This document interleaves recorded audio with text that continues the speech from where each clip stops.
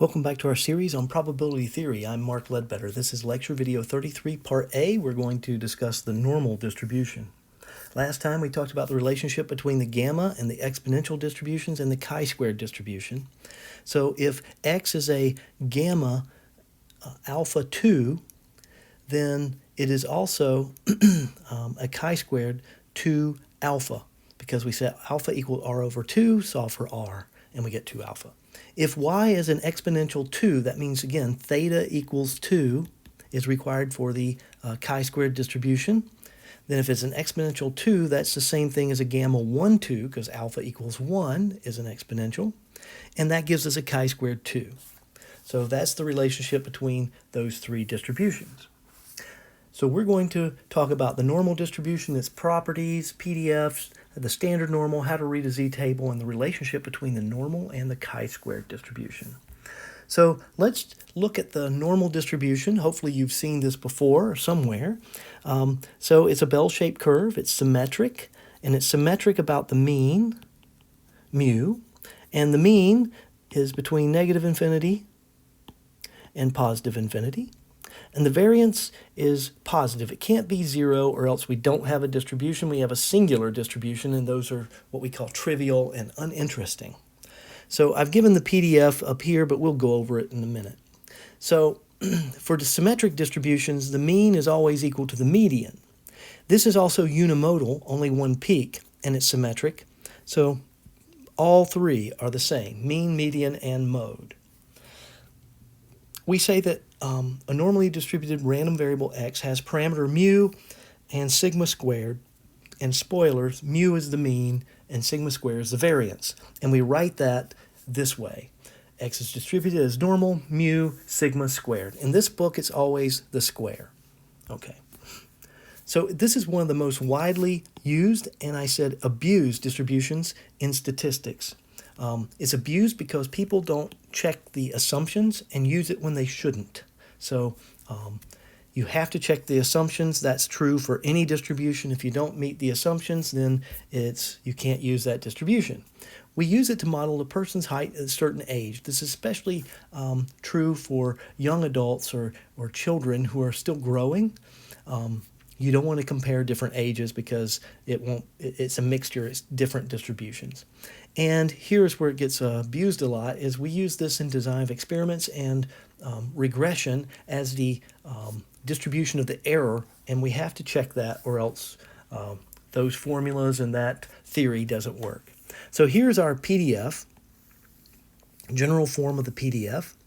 We have 1 over sigma square root of 2 pi, e raised to this whole exponent, so we have, it's a negative, and x minus mu squared over 2 sigma squared. X can be any real number, mu any real number, and the variance is positive. It's easy to see that f of x is greater than 0, greater than or equal to 0. Actually, it's greater than 0 in all cases. This distribution never touches the x-axis in either direction. It goes all the way out to infinity, each way. Because we have positive, and e is a positive number, so any positive number raised to any exponent is still positive. So in order to show that this is a PDF, we have to work with a very special integral. So we have to show that the integral of f of x dx is equal to 1. And so we're going to call this I. So the integral of the PDF of the normal distribution, we're going to call that I. It goes from negative infinity to positive infinity. And then we're going to use this substitution, z is equal to x minus mu over sigma. We get dz, we solve for dx, we check our limits of integration, and they turn out to be the same this time, and that's nice.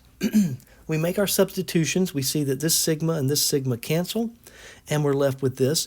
And this is also the PDF of the standard normal, which we'll talk about in a little while. Now, I is greater than 0 because we've already said that f is greater than 0, so the integral has to be greater than 0.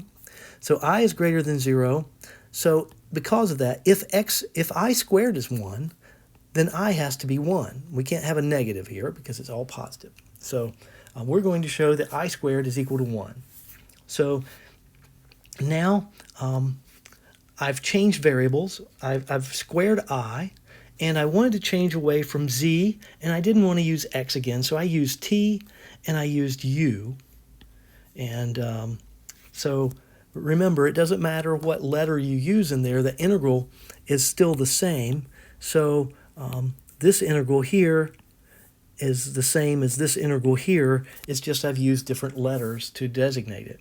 And because this is a continuous, these are continuous functions, I can combine this product of integrals into a double integral, and then my exponents combine, and I have my dt du here. Now I'm going to make a polar coordinate substitution, so I let t equals r cosine of theta. If you remember that we use the x-coordinate r sine theta in trig, and y equals, I'm sorry, cosine theta, not sine, r cosine theta, and y was r sine theta. I'm just using t and u instead of x and y because we already used x. So I'm making these two substitutions, and then I'm using polar coordinates, so theta is between 0 and 2 pi, and r is between 0 or greater, right? From 0 all the way to infinity. And so I get this integral here where I've made my substitutions. And then I'm going to make another substitution. I'm going to let w equal the exponent here, negative r squared over 2. I take the derivative, and it solves to negative r dr, which is nice. And now I check my limits of integration for r equals 0, w is 0. But when r is equal to infinity, w is equal to negative infinity. So that's where the importance of checking your limits of integration come in. Otherwise, you would get you'd get a negative answer or something weird, or something would cancel out that shouldn't.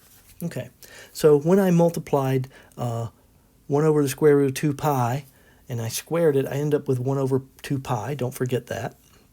And so what I'm going to do is I'm going to take the integral here. That was here. I'm going to take the inside integral with respect to u, a w. This is supposed to be a w, sorry. So EW dW, and negative EW. So that integral is just going to be EW, negative EW, and then I plug in from 0 to infinity here, and I end up with, don't forget that e to the 0 is 1, not 0, okay? Otherwise, this whole thing is 0, and that's not true. So 1 over 2 pi, and then I end up with just d theta left over from, that's going to equal 1 over 2 pi theta from 0 to 2 pi, which is what we have here, which is 1. So I squared equals 1. This is I squared. So I is equal to 1. And I want you to note, this is very important. We're going to use this at times. You may have to use it in your homework or something. You never know. That this integral is equal to the square root of 2 pi, right? Because we came up with this for I squared. This is I, so 1 over 2 pi I squared.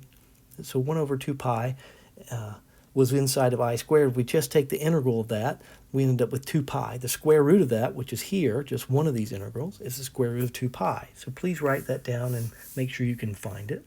Let's look at the MGF here, the moment generating function. So we're going to e of e to the tx. So we multiply e to the tx times f of x.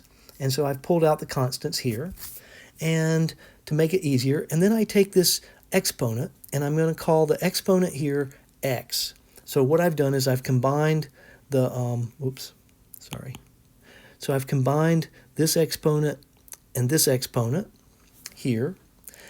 And here, what I've done is I've taken that out as a, and then I factored out negative 1 over 2 sigma squared.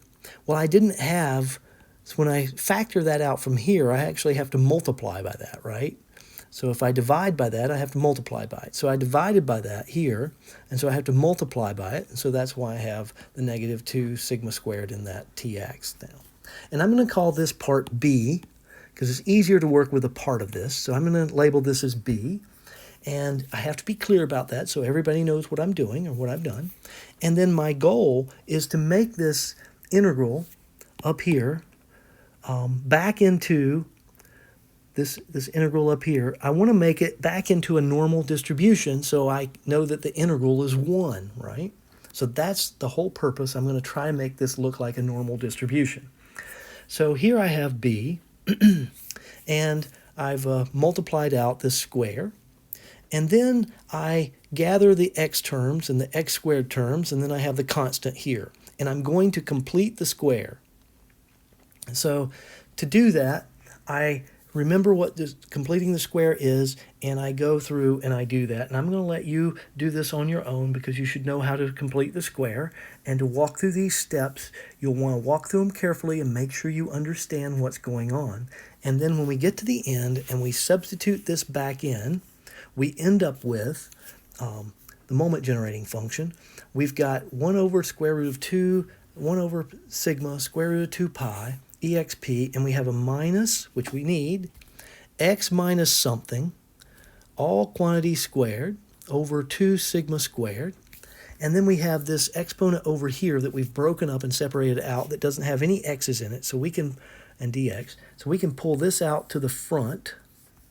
And then when we rearrange this, we see that this is a normal, this is the integral, it's a normal distribution with mu plus t sigma squared as the mean, because that's right here.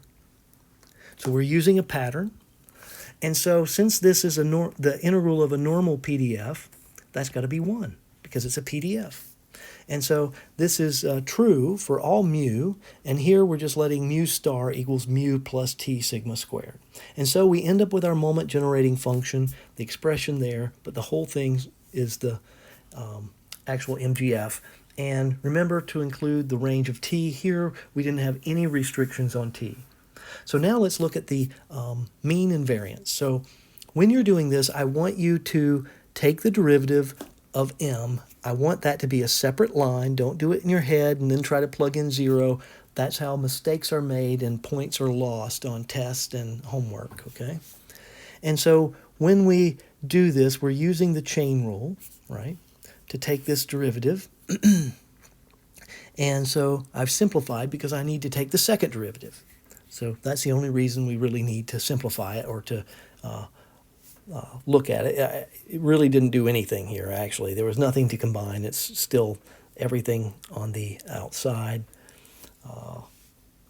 Something seems, oh yeah, so we did cancel that 2 out. That's what happened. Okay. So that's the first derivative. Now on a separate line, ex is equal to the first derivative at 0. So we plug in. Make sure that you remember that e to the 0 is 1, not 0. Otherwise, you'd end up with 0, and that's not true. So mu is equal to ex. Take the second derivative, use the multiplication rule, because I've got t here, and I've got t in this term as well. So I have two terms with t that I'm taking the derivative with respect to, so I have to use the product rule. And so I take the first times the derivative of the second, and the second times the derivative of the first. I then plug in to get ex squared. So please do this separately. Please don't try to do sigma squared directly from here. Again, that's messy, and not just messy, but you're likely to make a mistake. And if you do, I can't give you points sometimes because I can't see the work. Okay, so make sure you write this out as a separate line. And then we plug in 0, and remember this is 1.